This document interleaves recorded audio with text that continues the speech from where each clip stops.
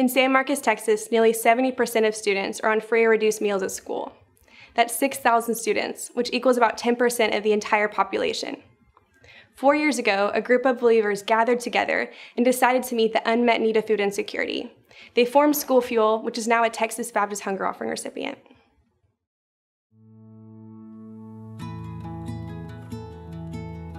Children don't have a say in what goes on in their world. They can't go out and get a job. Their job is going to school. And when it came to knowing that they were hungry and that perhaps their education was being affected, well, that's two things that we could take care of and hopefully keep them in school and get them out of the situation that they're in.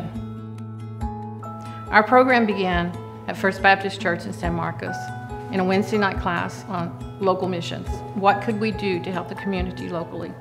Our minister's wife, Aurelia Newton, went to the superintendent of schools and the food service director and found out that some of these children were coming in on Monday mornings complaining of upset stomachs, headaches. They weren't doing well in school. Sometimes they wouldn't even show up. And Monday through Friday they get breakfast and lunch. But when they'd go home on Friday afternoons, they didn't know what they were going to have to eat.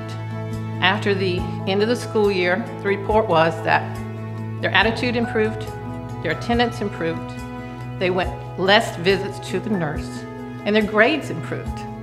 So this was like, oh wow, this is across the board, this is wonderful. So then we gathered the whole community together. Without the community involvement that School Fuel has, we would not be where we are today. Involvements like CTMC, Lions Club, Texas State University, and all the students that come and help us out from the fraternities, sororities, the basketball teams, just every group you can think of. I consider that we're like a Ford assembly line.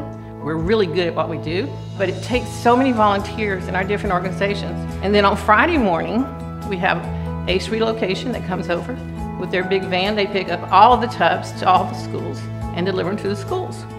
So there's volunteers all through the week that do all these different things. And without them, we couldn't do it.